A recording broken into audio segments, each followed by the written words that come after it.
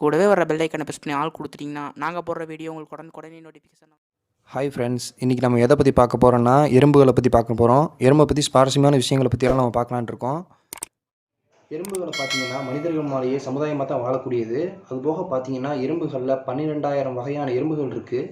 பொதுவாகவே ஒரு எறும்பு தன்னோட இடையை விட 3 மடங்கு அதிகமான இடையை தூக்கும். அதுபோக பார்த்தீங்கன்னா எறும்புகள் டைனோசர் காலத்துக்கு முன்னாடி இருந்தே வாழ்ந்ததாக அறிவியல் விஞ்ஞானிகள் சொல்கிறாங்க. பார்த்தீங்கன்னா அதுகளுக்குள்ளே சண்டை வந்துச்சுன்னா அதில் ஏதாவது ஒரு உயிரினை சாகிறதுக்கு முன்னாடி வரைக்கும் சண்டையை நிறுத்தவே செய்யாது.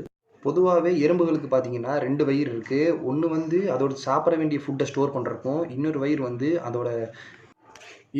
பார்த்தீங்கன்னா அதோட குடும்பத்துக்காக சேர்த்திக்குது. எறும்புகளை பொதுவாகவே நம்ம பார்த்து ஆச்சரியப்படுற விஷயம் என்னென்னா, எப்படா இந்த உயிரினமெல்லாம் லைனாக நடந்து போகுது நம்ம எல்லாரும் ஆச்சரியப்பட்டிருப்போம். அதுக்கு மெயினான காரணம் என்னென்னு பார்த்தீங்கன்னா, ஃபிரோமோன்கிற ஹார்மோன் ஒவ்வொரு எறும்பு பின்னாடி இருந்தும் அது ரிலீஸ் ஆகிட்டே இருக்கும். அது மூலியமாக தான் ஒன்றன் பின் ஒன்றாக